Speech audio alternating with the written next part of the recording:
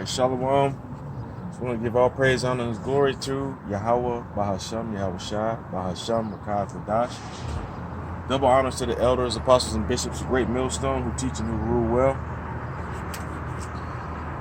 Like the Spirit says through our elder apostles of heart, just gonna get right into it. I just received a text, a reel, if you will, REEL.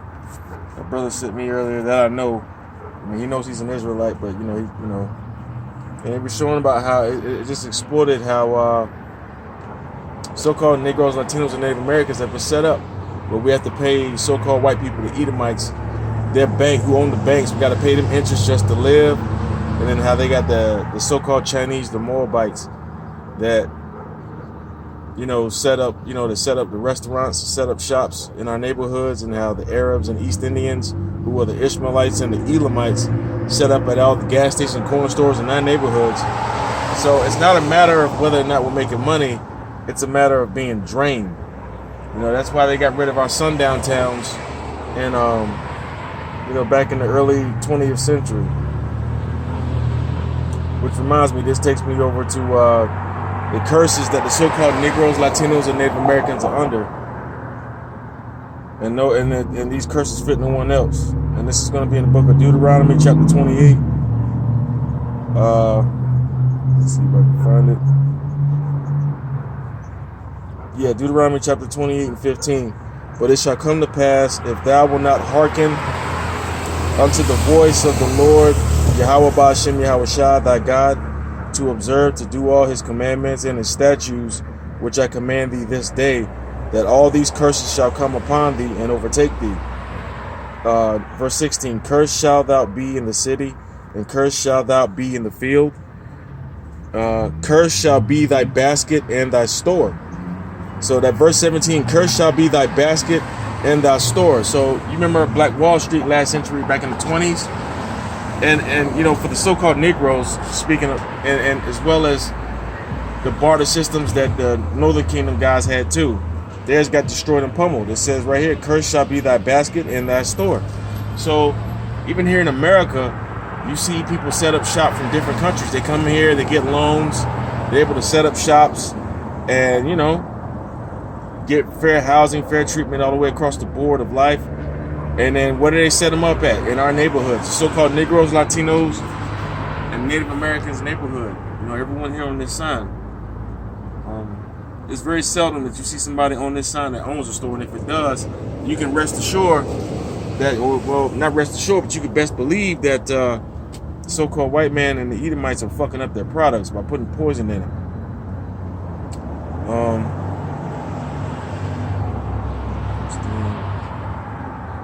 That was all I want to touch on that. Just like I said, that's through the Spirit. The brother, a guy I know, sent me something, saying, exploiting how we're being drained all our money. The money that we do make, it's not that we're poor. It's just that the money that we get, we don't spend it amongst each other. We give it to the hands of our enemies. Which reminds me of the fact that those heathens set up shop like that is a testament to this right here. It's Psalms 82, or Psalms the 83rd chapter and the 6th verse. Or excuse me, Psalms, I'll start at the second verse. I'll start the first verse. A song or psalm of Asaph, keep not thy silence, O Yahweh Ba'ashem Yahweh Shai. Hold not thy peace, and be not still, O Yahweh. For lo, thine enemies make a tumult, and that they hate thee that have lifted up the head. They have taken, verse 3, they have taken crafty counsel against thy people and consulted against thy hidden ones. And that's how they do it. And that today in modern times here in 2025, that's a good representation of how they've taken crafty counsel, where the Edomites on the banks, they got us in these neighborhoods in deplorable conditions. The water's got poison in it. The food in those stores have poison in them. And then, the so-called Chinese, and set up those shops. And those Japanese set up those little restaurant shops where they're serving all manner of abominable food. And then you got the East Indians and the so-called Arabs who set up shop at the corner stores. So that is right. So those moves, the way that configuration is in our neighborhoods, is a testament to this right here. Psalms the 83rd chapter and the 3rd verse. They have taken crafty counsel against thy people and consulted against thy hidden ones. They have said, come and let us cut them off from being a nation, that the name of Yahshua Allah or Israel may be no more in remembrance. For they have consulted together with one consent. They are confederate against thee. Confederate meaning like they are all on the same accord. They all have the same mindset in terms of trying to come and cut us off from being a nation. And now it's getting ready to state who they are. Verse 6, the tabernacles of Edom, which is the so-called white man, and the Ishmaelites, that's the so-called Arabs, of Moab, the so-called Chinese, the Hagarenes, I think those are either Arabs or Hamites. Let me just say the Hagarenes. I can't remember off the top which one it was. Forgive me, I'll put it in the comments later. Gabel and Ammon. Ammon is so-called Japanese, and Amalek is the so-called the hook-nosed, the small hatters tribe of the Edomites. The Philistines with the inhabitants of Tyre. Asser also is joined with them. They have helping the children of Lot, Salah. So, all right. The main topic I want to go to here was I watched the video last night the Elder Apostle Tahar did, where he was talking about he was putting us on game through the Spirit about how Congress, how a bill just got passed that's going to pass Congress about stable coin, and how all roads, like the moves that these heathens, that these Edomites make here in Babylon and all over the world, all roads lead to the mark of the beast. And this stable coin that they're getting ready to pass is going to be no different, where they're trying to gradually fuse out the paper dollar. Just like he said last night, it's going to get to a point where you could pretty much only just wipe your ass with that paper dollar. And they're trying to, gradualism to digitalization. So that's where it's all coming to. And it's going to be leading to this point right here. Revelation chapter 13, verse 16.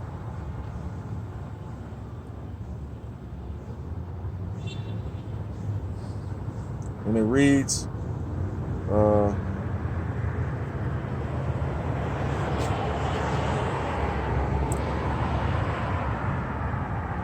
and he causeth all, both small and great, rich and poor, free and bond, to receive a mark in their right hand or in their forehead, and that no man might buy or sell, save he that had the mark, or the name of the beast, or the number of his name. So, I don't know if you remember the whole layout of how, when it was back in 2020 with the jab, how they were giving people serious ultimatums, a pretty harsh ultimatum, people who had been working at their jobs for like 1, 2, 3, or even 4 decades, saying that if you don't get the jizab, you can't even work no more. And that really happened to a lot of people all across the board of America. Now, the jizab wasn't the mark of the beast itself, but the harsh ultimatum is what they're going to be using this whole time, until it gets to that point of the C-hip, getting hit with the C-hip, where, a lot of people were saying, a lot of jobs were saying they were given that blueprint or given that order to say, if you don't take the jab, you can't work no more. And a lot of people who have invested all their time and money and effort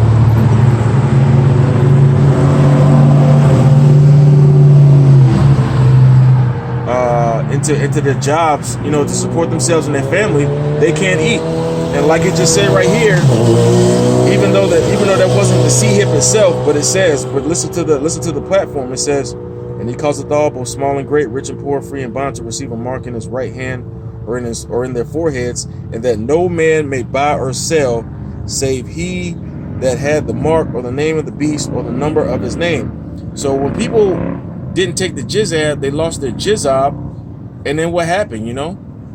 They lost their 401ks. They lost a lot of money. Now, granted, they were probably able to get another job elsewhere, but they took a major hit where they got ostracized from the job that they were already at. So this is talking about people who are going to be ostracized and thrown in the seed to the seed camps if they don't want to take the Mizark. And now, I saw a video about a month ago Elder Apostle Tahar did, exposing that RFK Jr.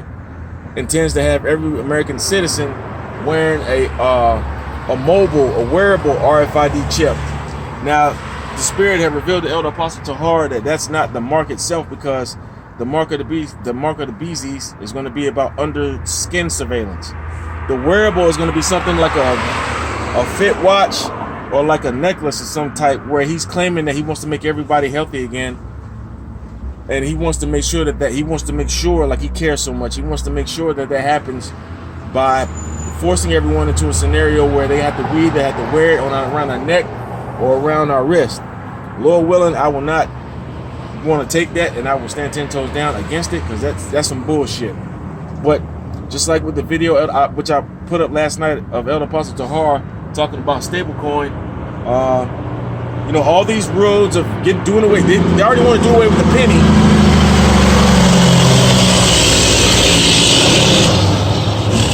They already made it official that they're going to end up doing away with the little penny, and now now they're trying to gradually do away with the paper dollar. The currency exchange of the dollar is globally declining, losing its value towards other countries, especially now with Trump in office and him doing what he's been doing with all these tariff signings, and all these executive orders, and just pissing off countries, nationwide.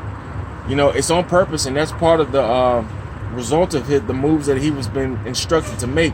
Is the dollar, the currency is going down, and you have the BRICS nations trying to strengthen their currency, their digital currency. So now America's trying to get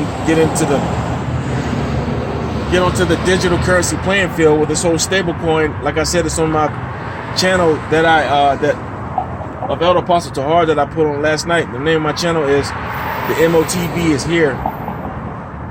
So it's now it's phasing out dollars. Paper dollars, having them in our wallets and in our women's purses. So it's leading up to that point.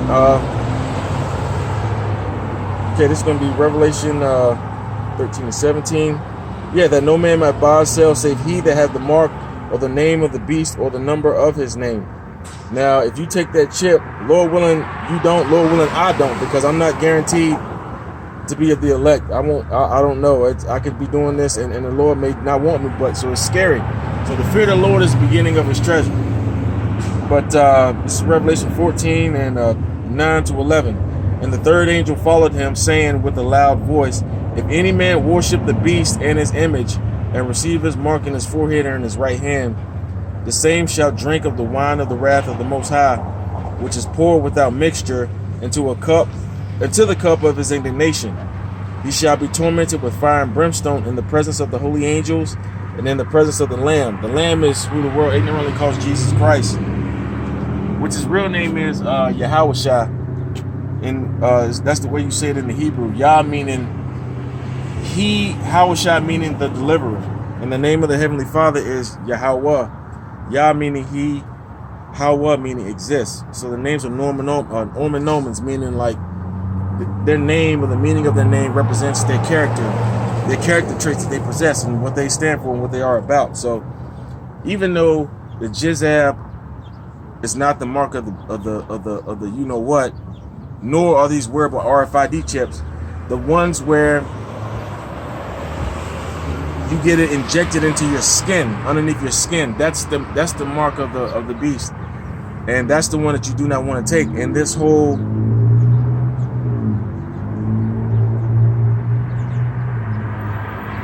verse 10 here in Revelation 14, the same shall drink of the wrath of the Most High, the wine of the wrath. The same shall drink of the wine of the wrath of the Most High, which is poured without mixture, into the cup of his indignation, and he shall be tormented with fire and brimstone in the presence of the holy angels and in the presence of the Lamb. So the tormented part with fire and brimstone in the presence of the holy angels is when Babylon is destroyed by thermonuclear fire. What they call nuclear missiles, ICBMs, intercontinental ballistic missiles that are going to get shot over here on this place from, like Iran, Russia,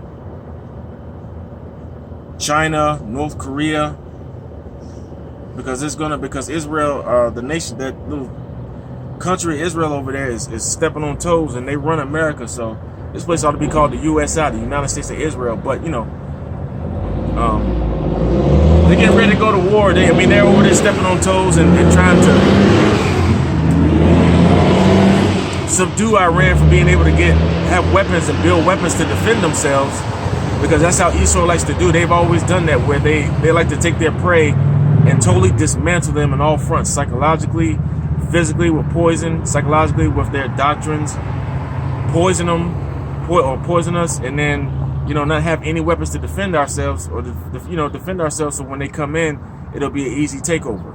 And that's what BB has been doing over there in Iran since 1982, which is always make this false claim, oh my God, they got weapons of mass destruction, weapons of mass destruction. But basically all they're trying to do is just manufacture weapons so that they can properly defend themselves against people like him, who are like after their land and after their resources. But Iran is backed by Russia, and Russia is part of the BRICS nation with China, where they're all together. They agree with each other more so than they try to agree and work out and have a healthy relationship with America and Israel too.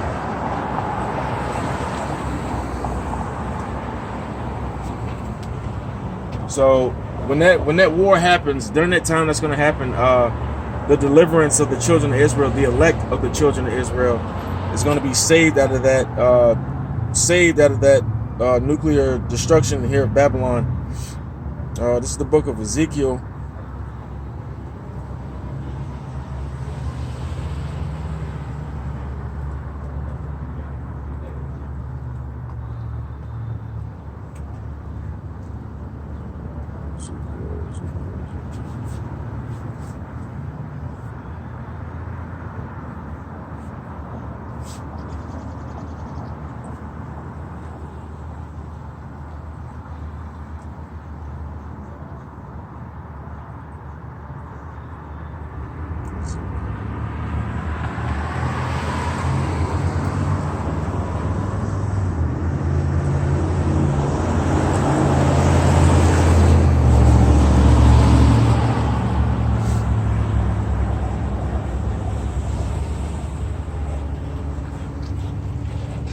And this is the book of Ezekiel, chapter 9, verse 4.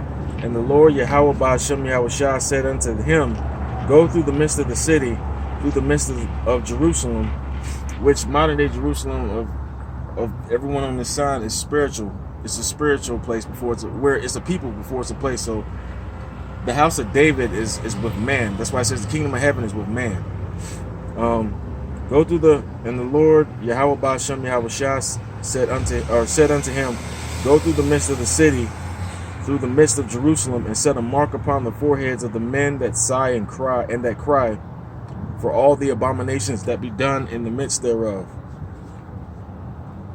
And to the others he said in my hearing, go ye after him through the city, and smite, let not your eyes spare, neither have ye pity. Slay utterly old and young, both maids and little children and women, but come not near any man upon whom is the mark, and begin at my sanctuary.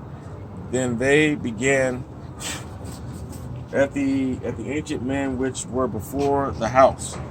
So as this whole mark of the beast thing is getting ready to take place, it's also like the Lord is preordained certain Israelites who are going to take that mark, and the Lord is also, which make up 2/3, and then the Lord is also preordained the elect, or the 1/3, to take to not take that mark, but get the mark of salvation. The mark of the men that sigh and cry for all the abominations that be done here in the midst thereof. Because Babylon is a nasty fucking place, morally, spiritually, as well as just literally. So the Most High is about balance. While he slated some for destruction, he slated some for salvation. But they're both going to take place at the exact same time.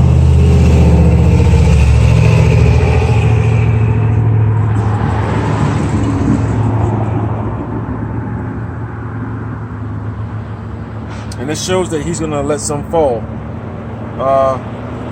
This is Ezekiel verse 9 and 9. No. Oh, wow. Ezekiel verse 9 and 8. And it came to pass while they were slaying them, and I was left, that I fell upon my face and cried and said, O Lord, Yahweh Bashem Yahushua, wilt thou destroy all the residue of Israel in thy pouring out of thy fury upon Jerusalem? Then he said unto me, then said he unto me, Salakia, the iniquity of the house of Israel and Judah is exceeding great, and the land is full of blood, and the city full of perverseness. For they say, the Lord Yahweh Bashem Yahushua have forsaken the earth, and the Lord seeth not. So part of that whole thinking that the Lord doesn't see what's going on out here is because they've been believing that doctrine that Esau has taught them, that there is no God, God is done away with. You know, and to coincide with that, the fact that the Most High he's judging us all, but he's sending up the judgment slowly. So some men's hearts are set forth because judgment hasn't come exceeding. You know, men's hearts are set forth to do evil, roughly paraphrasing. So men don't think we have that mind like Esau Edom, where we think, oh, there's no God and that there's nothing going to happen, because, I mean, you think about it, look at what they did the last 500 years, and God hasn't really got them in large numbers in terms of their judgment. So our people being here, we've adopted that same attitude, and we've been cut off from our power. We don't know who he is, his do's and don'ts, and his will and wants. And the 2/3 of his nation, of the nation of Israel, of his people, are going to pay dearly for it. But back to the mark of the beast. This is Revelation chapter 19 and 20. And the beast was taken, and with him the false prophet that wrought miracles before him, with which he deceived them that had received the mark of the beast, and them that worshipped his image. These were both cast alive into the lake of fire, burned with brimstone. And like I said, that lake is like from the nuclear missiles hitting here in Babylon and literally destroying this place, man. And this is Revelation chapter 20, verses 4. And I saw thrones, and they that sat upon them, and judgment was given unto them. And I saw the souls of them that were beheaded for the witness of who the world ignorantly calls Jesus Christ, whose name is Yahushua, and for the word of the Most High, and which had not worshipped the beast, neither his image, neither had received his mark upon their foreheads or in their hands, and they lived to reign and reigned with Yahushua 1,000 years. And those are the men who received that mark in Ezekiel 9 and 4.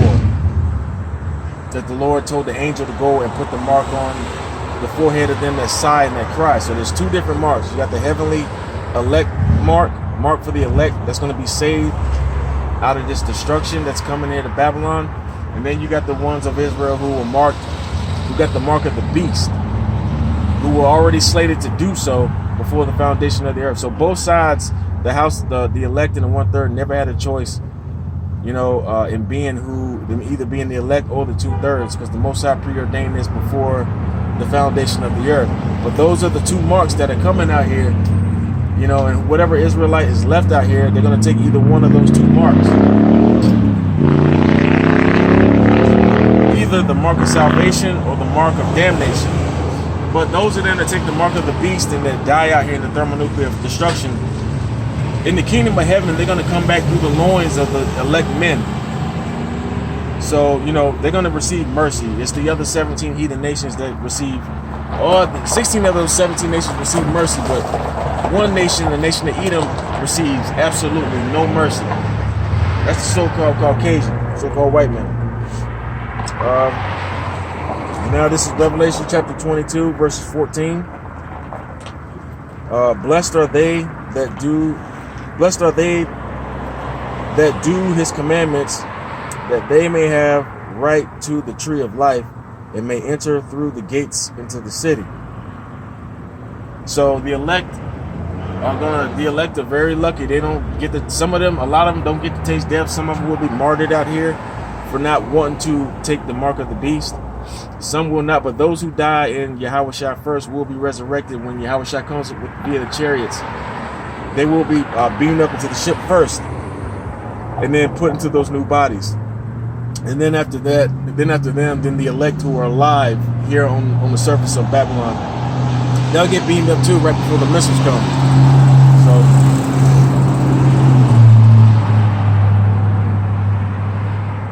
and now this is Ezekiel chapter 21 and 27.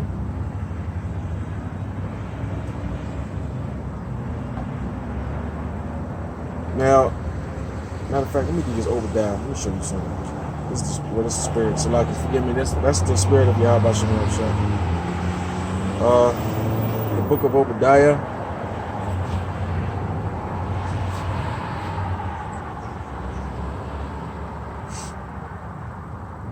To show who Edom is. The vision of Obadiah. Thus saith the Lord Yahweh Shem Shah concerning Edom. We have heard a rumor from the Lord Yahweh Shem Shah, and an ambassador is sent among the heathen. Arise ye, and let us raise up against her in battle. Behold, I have made thee small among the heathen. Thou art greatly despised. And that's talking about BB Net and Not a Jew and all them guys down there. They're a small nation, but they're greatly despised. The pride of thine heart hath deceived thee. Thou that dwellest in the clefts of the rock, whose habitation is high, and saith in his heart, who shall bring me down to the ground? Now, if you ever notice, like, the first skyscraper was built during the time when the Edomites are in power, where you're only supposed to go like 2 or 3 stories up off the ground, and that's it. But Esau likes to go, dozens of stories, up to 100, 150 stories high. And then now the rest of the world is taking suit and following their lead, because Job 9:24 says, the earth is given into the hand of the wicked. He covereth the faces of the judges thereof. If not, where and who is he? So because they're in control and that the earth is given into their hands, people follow suit who's ruling and who's got the lead. And Esau, Edom, so-called Caucasians, they have the lead. So everyone is following suit and re-imaging their way of life to fit, to be just like so-called white men. The perfect example was the Japanese after Hiroshima and Nagasaki. Now they got rid of all their ancient garments, ancient customs. Now they shave their face. They had that smooth face to show respect and somewhat allegiance, or just showing that they have the Edomites have the Kong right now, so to speak. And here's another telltale sign: though thou exalt thyself as the eagle. Now, if you look at America's bird, what's their bird? The eagle. And the eagle is a proud animal, very, very proud. But it has a right to be, because the Most High made it that way. But Esau likes to prescribe himself as a high, mighty, noble, and just, benevolent person, which is bullshit. But it's prophecy that they were going to behave that way. And though thou set thy nest among the stars, thence will I bring thee down, saith the Lord Yahweh Shem Shah. Now this, and thy set thy nest among the stars. Who has the space program going on? Who has Blue Origins, where you got that guy Jeff Bezos that works for Amazon or runs Amazon and shit? They just did, like, they quote unquote did that Blue Origins where they try to set thy they're trying to have a SpaceX program or a space military out there. It's the so-called white men. It's Esau, Edom. They're the only ones that do that. If thieves came to thee, if robbers by night, how art thou cut off? Would they not have stolen till they had enough? If the grape gatherers came to thee, would they not leave some grapes?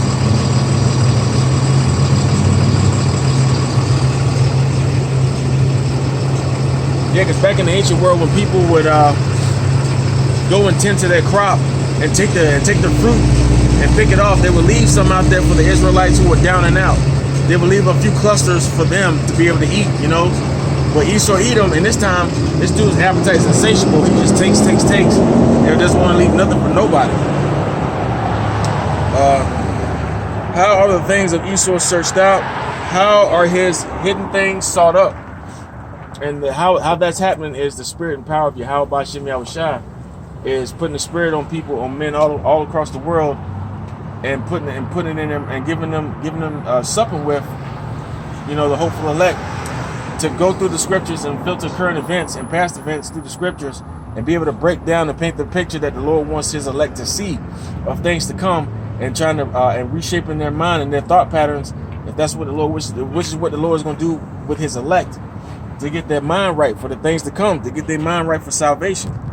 He's spiritually navigating the elect through this tumultuous journey or transition of power between Jacob and Esau. 2 Ezra 6:2 says, or 2 Ezra 6:9 says, for Esau is the end of the world, and Jacob is the beginning of it that followeth.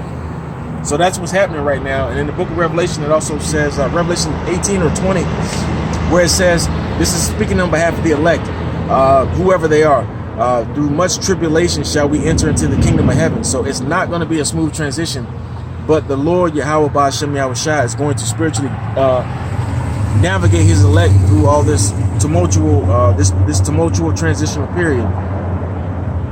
But keep in mind, the scripture also say that the race is not given to the swift. So we can't, you know, Lord willing, I don't get too flustered or frustrated or anything like that, and like because it hasn't happened yet. It's going to happen in the Lord's time. Remember, the angels, not even Yahushua knows when the Lord is going to give the go-ahead to take this man down, like to really get busy. You know, we don't know. We just have to keep going. As long as the Spirit permits me to keep going, that's what I'm going to do. Yeah. And all the men of thy confederacy have brought thee even to the border.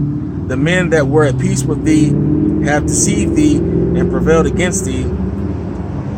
That they eat thy bread they that eat thy bread have laid a wound under thee. There is none understanding in him. And Esau doesn't understand how to reason with people. You know, how to really work with people and not just doing wrong. They have no understanding. They are just like, just take. Because the way that they take their stuff is by their blessing that Isaac gave their father Esau, which was the sword. And that's the only means that they use to get what they got. And they don't know any other way. There's no understanding any other way of going about doing things.